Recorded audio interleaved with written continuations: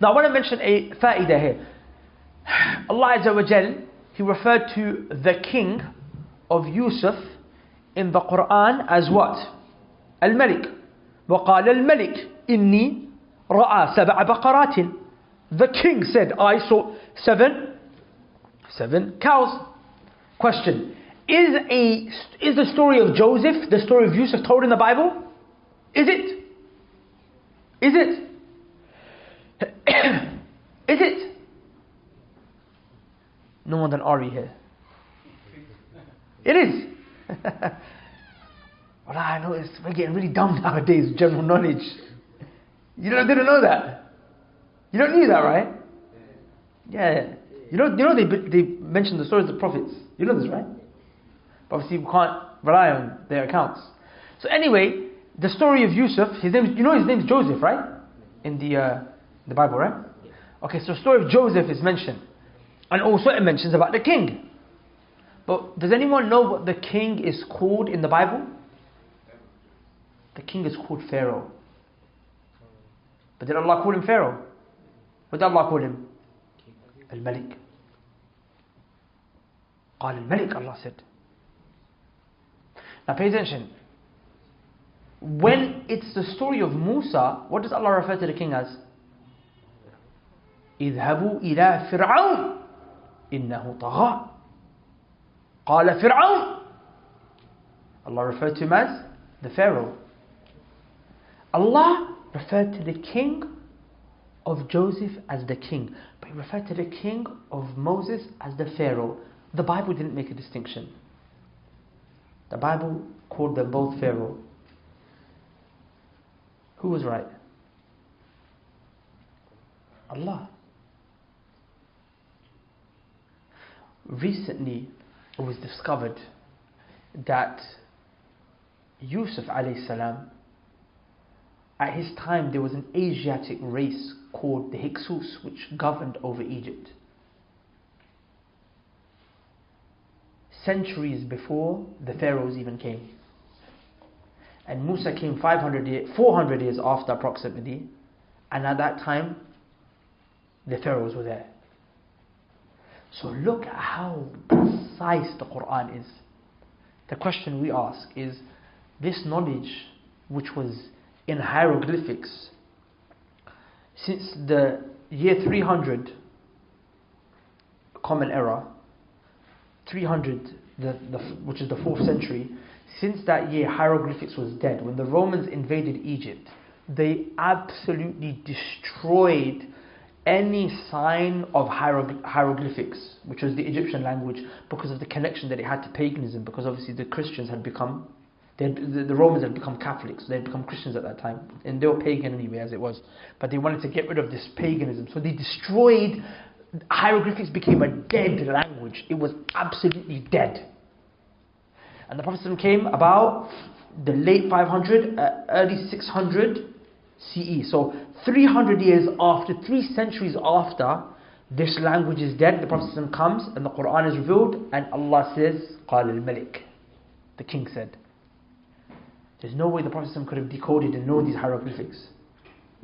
After the Prophet in the 18th century, when they discovered the hieroglyphics and they found them, they still couldn't understand because the language is just pictures. Until there was a soldier that was digging, and when he was digging, he found something called the Rosetta Stone. The Rosetta Stone is a tablet on which the hieroglyphics is written, and at the bottom the Greek is written. So you can, it's basically like a translation. You can decode the language based on so if you know Greek, if you learn Greek, you can learn hieroglyphics basically. And then they decoded, and then they worked all of these things out. Otherwise Egyptology was dead. But look how precise the Qur'an is. The Qur'an said that was the king, and Musa his was the Pharaoh. And to show you that what? This could have only been from Allah. Okay, second thing. As I want to mention, it's a side benefit. It's not part of the story of Yusuf, but it's connected to this. Allah Azza wa Jal, He mentioned in the Qur'an that Pharaoh had a minister and his name was Haman. Pharaoh had a minister and his name was Haman. And what did Pharaoh told this minister to do? He said, build for me a tower so I can go to the top and look at the God of Moses. So I can go and look at the God of Moses. Right? For centuries the Christians mocked the Qur'an and they mocked Islam. And they said, these people have just copied the Bible. Why? Because in the Bible there's a book called the Book of Esther. In the Old Testament. It's called the Book of Esther. And it mentions the story of a minister, Haman, who was instructed to build a tower, but it was the Tower of Babylon.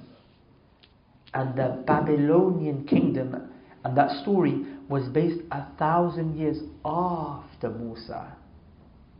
So they said, look, you just copied the story from us. And you got it wrong. The tower was the Tower of Babel in Babylon. It was Babylon, and it wasn't Egypt. You got it wrong. So not only did you copy us, but you copied it wrong. So they mocked and they mocked and they mocked. In the 16th century, the church, the Vatican, announced that the Book of Esther doesn't have any historical value. It doesn't have any historical basis. It's just a book with stories, maybe with good morals to try and encourage people to do good. You know how you have Aesop's fables? You don't know about fables, right? Say, wallahi, honestly, brothers, what is happening with the education system nowadays? You don't know about fables? No. You never heard about the fable of the ant and the grasshopper? Wallahi, and the fox and the hare and the turtle. It's the fables, man. Stories with lessons in there. Yeah, education system, man. Okay. This is primary school stuff. I remember the Aesop's Fables class from year 5. I remember it from year 5, subhanAllah. This is not hard stuff. Anyway, the point is, it's just fairy tales, basically, yeah? With that good stories. Not fairy tales, but stories with good morals. They said that's what the Book of Esther is. Now, the Christians claimed that you copied us, copied it wrong, and not only that, you copied a book that even we're telling you is false. Now, if the Muslims were really copying the Bible, they would have followed and said, oh yeah, it's true, it's not historically correct, it's inaccurate. But the Muslims held firm because it's the Book of Allah. Until in the 19th century, or the 20th century, sorry, there was a professor called Dr. Maurice Bucaille, rahimahullah ta'ala, who was a French man who later became a Muslim because of these things. He wanted to research the Qur'an and science and all these things. So he came across this name Haman in the Qur'an. He said, Egyptology is preserved. The Egyptians preserved their language, the ministers, everything's preserved. He said, I'm going to go to Egyptology experts and I'm going to ask them, what does this name Haman mean? He went, if I'm not mistaken, to a German professor, and he said to him, the name Haman, it means, he opened a book and he explained to the name Haman means, it means someone who's in charge of construction. Someone who's in charge of building and constructing. And what did Allah say that Pharaoh told him to do? He told him to go build a tower. He said to him, not only that, he said, inside the museum in Vienna, there is a monument in which the name Haman has been inscribed in hieroglyphics next to Pharaoh. And not only that, it mentions on that monument that Haman had a very close relationship with Pharaoh, and that he was the one whose job was to build constructions and buildings for Pharaoh. Dr. Maurice Bucaille, rahimahullah, he said, what if I told you that there was a book that mentioned this 1400 years ago? He said, impossible. The language was dead. There was no Egyptology at the time. We just discovered it about it. And his time, just less than 100 years ago, we started to read these things. Impossible. Can't happen. He said, let me show you the Qur'an. But this book is Allah.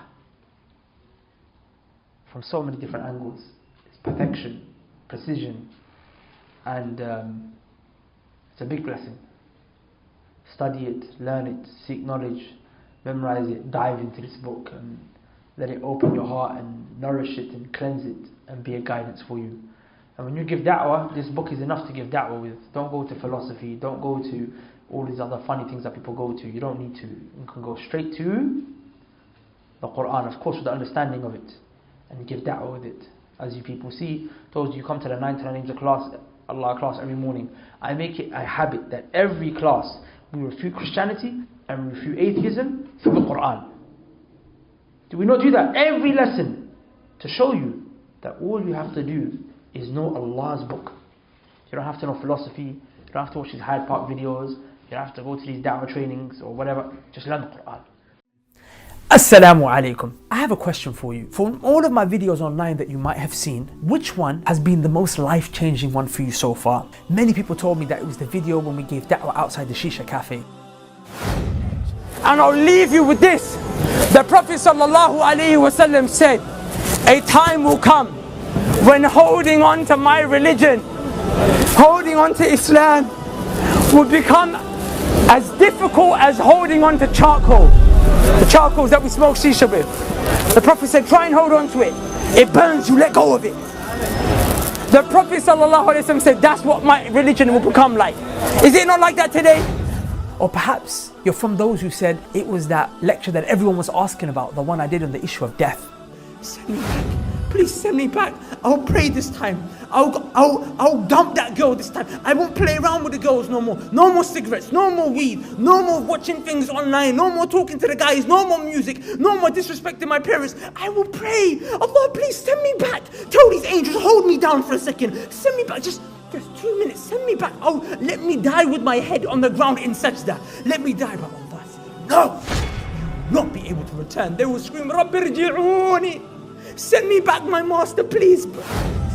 Or maybe it was one of the other 1,000 plus videos that we have online. Whatever it was, I want to ask you a follow-up question. And that is, I want you to remember and recall what life was like before you saw that video, when you were distant from Allah subhanahu wa ta'ala. Now, when you're thinking of that and remembering that, I want you to be aware that there are many brothers and sisters who are still living life like that, far and distant from Allah subhanahu wa ta'ala. They still haven't seen that one video that's going to help change their life. They haven't seen that one reminder that's going to touch them and bring them out from the darkness of sin to the brightness and the light and the happiness of guidance. But that doesn't mean that there isn't hope for them. They just need to come in contact with that kind of content online. And that's why myself and my team are dedicating the next 3 months inshallah ta'ala to flooding the internet with as much content on Tawheed and Sunnah and reminders about Allah subhanahu wa ta'ala as possible. But the issue is that in order for us to reach those targets, we're limited in terms of the resources that we have. We need to hire more people in our media team. We need to also buy new equipment. Now look, I am going to ask you to support this financially, but I'm not going to ask you for crazy numbers. For us, we don't need that kind of money. We need little money because we have a team that really believes in this. And the proof is in the pudding. If you see what we've done over the last summer, subhanAllah, you can see that the work that gets done, that money goes where it deserves to be placed. So I'm going to ask you inshallah ta'ala, because you're a person who's benefited from this YouTube channel, you're a person who's benefited from my video. I want you to be able to give the gift of that video that helped change your life to someone else by donating at the link below. And remember, the Prophet ﷺ said, none of you will truly believe until you love for your brother, by extension your sister, what you love for yourself, and what you love here for them is what guidance, the way you love it for yourself. So please inshallah ta'ala give it the link below and let's flood the internet with La ilaha illallah.